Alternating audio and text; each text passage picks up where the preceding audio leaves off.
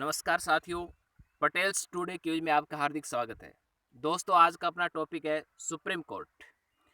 Supreme court के बारे में आपसे यहाँ पे फर्स्ट क्वेश्चन पूछा गया है कि उच्चतम न्यायालय को प्रारंभिक क्षेत्राधिकार की शक्ति किस अनुच्छेद से प्राप्त है। तो दोस्तों, यहाँ पर इस क्वेश्चन का राइट आंसर है आर्टिकल 131। दोस्तों, वैसे तो सुप्रीम कोर्ट को सामान्यतः 4 प्रकार की शक्तियाँ प्राप्त हैं: प्रारंभिक क्षेत्राधिकार, अपीलीय क्षेत्राधिकार, इसके अलावा न्यायिक समीक्षा, न्यायिक पुनर्वलोकन की शक्ति और परामर्शीय क्षेत्राधिकार। दोस्तों, यहाँ पे जो प्रारंभिक क्षेत्राधिकार है, इसके तहत सुप्रीम कोर्ट केंद्र तथा राज्य के मध्य किसी भी प्रकार का कोई विवाद है उसकी सुनवाई करने का अधिकार रखता है, या फिर राज्य तथा राज्य के मध्य कोई विवाद होता है उस पर सुनवाई करने का अधिकार रखता है, तथा निर्वाचन से संबंधित किसी भी प्रकार का कोई विवाद है, कोई एमएलए, एमएलसी, एमपी, राष्ट्रपति, उपराष्ट्रपति के निर्वाचन से संबंधित कोई विवाद होता है, तो उस पर भी उच्चतम न्यायालय सुनवाई प्रारंभिक क्षेत्राधिकार के तहत ही करता है। इसके अलावा यहाँ पे इम्पोर्टेंट बात है कि उच्चतम न्यायालय मौलिक अधिकारों पर भी सुनवाई करने का अधिकार जो रखता है वो प्रारंभिक क्षेत्राधिकार के तहत ही रखता है। जो यहाँ पे देखिए, जो मौलिक अधिकार है उस पर सुनवाई करने का अधिकार हाई कोर्ट को भी है, और हाई कोर्ट और सुप्रीम कोर्ट दोनों का है, लेकिन उस पर सुनवाई करने का विशेष उत्तरदायित्व सुप्रीम कोर्ट को ही सौंपा गया है। हालांकि इन पर कानून बनाने की जो शक्ति है मौलिक अधिकारों पर, वो संसद को है, और उनमें संशोधन करने की शक्ति भी संसद के पास ही है। दोस्तों, यहाँ पे आर्टिकल 32, 33 और 34 ये अपीलीय क्षेत्राधिकार के तहत आते हैं। अपीलीय क्षेत्राधिकार 4 प्रकार के हो सकते हैं, जैसे संवैधानिक अपील हो सकती है, दीवानी अपील, फौजदारी अपील और विशेष अपील। तो यहाँ पे आर्टिकल 132 संवैधानिक अपील की बात करता है, आर्टिकल 133 दीवानी अपील की बात करता है, 134 फौजदारी अपील की बात करता है, और 134A विशेष अपील की बात करता है। इससे नेक्स्ट क्वेश्चन आपका क्वेश्चन नंबर 2। दोस्तों, यहाँ पे क्वेश्चन नंबर 2 में आपसे पूछा गया है कि उच्चतम न्यायालय को अपीलीय क्षेत्राधिकार कितनी श्रेणियों में प्राप्त है। तो दोस्तों, यहाँ पे अपीलीय क्षेत्राधिकार की 4 श्रेणियां हैं, अभी अभी अपने डिस्कस किए हैं। संवैधानिक अपील आर्टिकल 132 में, जिसके तहत संविधान के उपबंधों में जो छेड़खानी की जाती है उससे संबंधित विवाद पर जो सुनवाई करता है सुप्रीम कोर्ट, वो संवैधानिक अपीलीय क्षेत्राधिकार के तहत करता है। आर्टिकल 133 में दीवानी अपील है, किसी भी प्रकार की कोई संपत्ति, जायदाद या वसीयत से संबंधित कोई विवाद होता है तो उस पर सुनवाई सुप्रीम कोर्ट दीवानी अपीलीय क्षेत्राधिकार के तहत करता है। इसी प्रकार किसी भी प्रकार का कोई आपराधिक मामला है, किसी की हत्या है, बलात्कार है या अपहरण से संबंधित मामला है, तो इस प्रकार की जो आपराधिक मामले हैं उनसे संबंधित जो फौजदारी अपील है आर्टिकल 134 है, उसके तहत वो उस पर सुनवाई करने का अधिकार रखता है।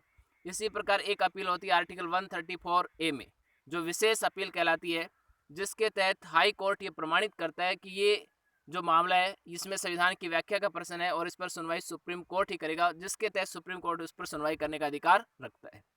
इससे नेक्स्ट क्वेश्चन आपका क्वेश्चन नंबर 3। किस संविधान संशोधन अधिनियम के तहत उच्चतम न्यायालय की धन संबंधी सीमा को समाप्त कर दिया गया था। दोस्तों, प्रारंभ में उच्चतम न्यायालय के लिए एक तय सीमा थी कि उच्चतम न्यायालय 20,000 से अधिक के मामले की सुनवाई नहीं करेगा। 20,000 रुपये से अधिक का जो लेन देन है उस पर सुप्रीम कोर्ट सुनवाई करने का अधिकार नहीं रखेगा। हालांकि 30वें संविधान संशोधन अधिनियम 1972 के तहत इस धन संबंधी सीमा को समाप्त कर दिया गया। इससे नेक्स्ट क्वेश्चन आपका क्वेश्चन नंबर 4। क्वेश्चन नंबर 4 में यहाँ पे कि निम्नलिखित में से किस अनुच्छेद के तहत उच्चतम न्यायालय में अपील के लिए प्रमाण पत्र जारी करता है। तो दोस्तों, ये प्रमाण पत्र तभी जारी करता है जब उसमें संविधान की व्याख्या का प्रश्न होता है। तो हाई कोर्ट स्पष्ट रूप से यहाँ पे प्रमाण पत्र जारी करता है कि इसमें संविधान की व्याख्या का प्रश्न है और ये हमारी न्यायिक समीक्षा की परिधि से बाहर का मामला है, इस पर सुनवाई केवल सुप्रीम कोर्ट ही कर सकता है। तो इस प्रकार का जो उच्चतम न्यायालय में अपील के लिए प्रमाण पत्र जारी करता है वो आर्टिकल 134 क्लॉज A के तहत करता है। इससे नेक्स्ट आपका क्वेश्चन है क्वेश्चन नंबर 5। उच्चतम न्यायालय को किस अनुच्छेद से संघीय न्यायालय की वर्तमान कानूनों के तहत अधिकारिता का प्रयोग करने की शक्ति है। दोस्तों, आप जानते हैं कि हमारा जो वर्तमान सुप्रीम कोर्ट है ये संघीय न्यायालय का ही उत्तराधिकारी है। तो संविधान निर्माताओं ने इसको संघीय न्यायालय की शक्तियों का प्रयोग करने का अधिकारिता का प्रयोग करने की शक्ति प्रदान की है, लेकिन वर्तमान कानूनों को ध्यान में रखकर। इस बात का उल्लेख आर्टिकल 135 में। आर्टिकल 137 में आप जानते हैं कि उच्चतम न्यायालय को न्यायिक समीक्षा, न्यायिक पुनर्विलोकन की शक्ति है, यानी कि वो अपने ही द्वारा दिए गए निर्णय को आंशिक या पूर्ण रूप से बदल सकता है। आर्टिकल 139 में उसको कुछ सिविल रिट जारी करने की शक्ति प्राप्त है। हालांकि जो विशेष रिट हैं, जो 5 प्रकार की रिट सुप्रीम कोर्ट जारी करता है, वो आर्टिकल 32 के तहत उसके पास शक्ति प्राप्त है। और आर्टिकल 32 के तहत सुप्रीम कोर्ट 5 प्रकार की रिट जारी करता है, जिसमें बंदी प्रत्यक्षीकरण, परमादेश, प्रतिषेध, उत्प्रेषण तथा अधिकार पर्चा, ये 5 रिट होती है। आर्टिकल 139 ए के तहत सुप्रीम कोर्ट को पावर है कि वो किसी भी विवाद को एक उच्च न्यायालय से दूसरे उच्च न्यायालय में स्थानांतरित कर सकता है। जैसे जयललिता के मामले में किया भी था। जयललिता का जो संपत्ति से संबंधित विवाद था उसको मद्रास हाई कोर्ट से ट्रांसफर करके और कर्नाटक हाई कोर्ट में ट्रांसफर किया था। इससे नेक्स्ट आपका क्वेश्चन है क्वेश्चन नंबर 6। सेना न्यायालय द्वारा दिए गए निर्णय के विरुद्ध किस न्यायालय में अपील की जा सकती है? तो दोस्तों सेना न्यायालय के द्वारा दिए गए निर्णय के विरुद्ध किसी भी न्यायालय में अपील नहीं की जा सकती है। तो इसका राइट आंसर आएगा इनमें से कोई नहीं। लेकिन अगर आपसे क्वेश्चन पूछा जाता है कि सेना न्यायालय के द्वारा दिए गए दंड को माफ करने की शक्ति किसके पास है, तो राष्ट्रपति आंसर आएगा। इससे नेक्स्ट क्वेश्चन है अनुच्छेद 138 के तहत संसद किस सूची के विषयों पर उच्चतम न्यायालय को अतिरिक्त अधिकारिता प्रदान करती है? दोस्तों आप जानते हैं कि संसद संघ सूची के विषय पर कानून बनाने की शक्ति रखती है। हालांकि संवर्धित सूची के ऊपर भी वो कानून का निर्माण करती है और कुछ विशेष परिस्थितियों में राज्य सूची के विषयों पर भी कानून का निर्माण करती है। और वो विशेष परिस्थितियां 4 प्रकार की होती हैं जो आर्टिकल 249, 250, 252 और 253 के तहत होती हैं। तो यहाँ पे ये अधिकारिता जो प्रदान करती है आर्टिकल 138 के तहत वो केवल संघ सूची पर। इससे नेक्स्ट आपका क्वेश्चन है क्वेश्चन नंबर 8। उच्चतम न्यायालय किसी भी वाद या मामले को एक उच्च न्यायालय से दूसरे उच्च न्यायालय में स्थानांतरित कर सकता है। अभी अपन ने इस क्वेश्चन को डिस्कस किया, तो इसका right answer article 139 clause A. इससे नेक्स्ट क्वेश्चन है आपका क्वेश्चन नंबर 9। उच्चतम न्यायालय द्वारा घोषित विधि का संपूर्ण भारत राज्य क्षेत्र के सभी न्यायालयों पर समान रूप से लागू होना, इस बात का उल्लेख कौन सा आर्टिकल करता है? आर्टिकल 141 करता है। दोस्तों आर्टिकल 140 में उच्चतम न्यायालय की कुछ विशेष आनुषंगिक शक्तियों का उल्लेख किया गया है। आर्टिकल 142 में ये बताया गया है कि उच्चतम न्यायालय के द्वारा जो अंतिम निर्णय लिया जाता है या जो अंतिम आदेश दिया जाता है उसको विधि मान्यकरण किया जाए। इस प्रकार का उल्लेख आर्टिकल 142 में और आर्टिकल 144 में इस प्रकार की व्यवस्था है कि जितने भी सिविल और न्यायिक अधिकारी हैं वो उच्चतम न्यायालय की सहायता में कार्य करेंगे।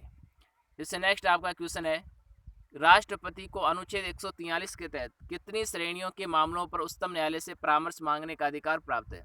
तो दोस्तों ये तो आप जानते हैं कि राष्ट्रपति अनुच्छेद 143 के तहत उच्चतम न्यायालय से परामर्श मांगने का अधिकार है और उच्चतम न्यायालय उसको परामर्श देने के लिए बाध्य होता है और वो कम से कम 5 न्यायाधीशों की बेंच के साथ उस पर निर्णय लेता है। और हालांकि राष्ट्रपति उच्चतम न्यायालय के द्वारा दिए गए निर्णय को मानने के लिए बाध्य नहीं होता है, वो चाहे तो स्वीकार भी कर सकता है चाहे तो अस्वीकार भी कर सकता है। लेकिन दोस्तों यहाँ पे कितनी श्रेणियों में कर सकता है? तो यहाँ पे आंसर है आपका 2। ये 2 ही श्रेणियों के मामलों पर उच्चतम न्यायालय से परामर्श मांग सकता है। पहली श्रेणी यहाँ पे ये होती है कोई भी सार्वजनिक महत्व से जुड़े हुए किसी मसले से संबंधित कोई विवाद पर कोई विधिक पर्सन है तो उसके ऊपर वो परामर्श मांग सकता है। इसके अलावा कोई भी अंतर्राष्ट्रीय संधि या समझौती है अंतर्राष्ट्रीय कोई भी संधि या समझौता है और उससे जुड़ा हुआ कोई विवाद है तो उस पर जो विवादित पर्सन है उस पर भी वो परामर्श मांगने का अधिकार रखता है। तो उच्चतम न्यायालय में राष्ट्रपति 2 ही श्रेणियों में उच्चतम न्यायालय से परामर्श मांगने का अधिकार रखता है आर्टिकल 143 के तहत। इसके अलावा दोस्तों यहाँ पे आर्टिकल 145 है, उसमें उच्चतम न्यायालय के नियमों का उल्लेख है। आर्टिकल 146 में अपन जो बात करते हैं वो उच्चतम न्यायालय के जो कर्मचारी और अधिकारी हैं उनके वेतन भत्तों का उल्लेख है और उनके कर्मचारी अधिकारियों को जो वेतन भत्ते प्राप्त होते हैं वो संचित निधि से व्यय होते हैं, न कि भारित होते हैं। संचित निधि से भारित न्यायाधीशों का वेतन होता है। दोस्तों इसके अलावा अपना यहाँ पे जो टेलीग्राम ऐप है इसी नाम से पटेल्स टुडे क्विज के नाम से, वहाँ पे रोज़ाना 9 बजे जीके की क्विज चलती है तो उसमें भी आप भाग ले सकते हैं। बहुत बहुत शुक्रिया दोस्तों आपका, धन्यवाद।